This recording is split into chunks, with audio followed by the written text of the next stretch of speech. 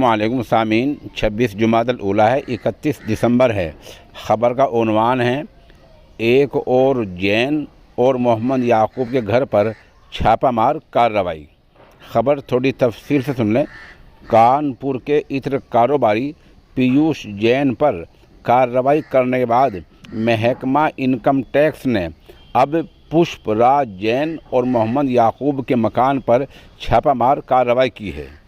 बताया जा रहा है कि पुष्पराज जैन समाजवादी पार्टी के MLC हैं और महकमा इनकम टैक्स ने आज जुमे का दिन है, सुबह 7 बजे तकरीबन जैन के 50 ठिकानों पर छापामार कार्रवाई की हैं।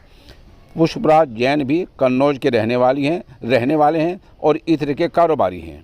ज़राए के मुताबिक महकमा इनकम टैक्स की टीम पुष्पराज जैन के घर, दफ्तर समेत 50 ठिकानों पर तलाशी ले रही है।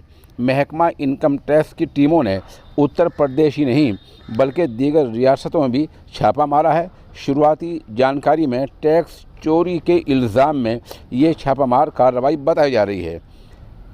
बता दें कि पुष्पराज जैन का भी काम इत्र का ही है, वो भी कन्नौज के रहने वाले हैं। उधर दूसरा छापामार कार्रवाई मोहम्मद याकूब के मकान पर की गई है। अभी इस बारे में इतनी खबर मौसूल हुई है।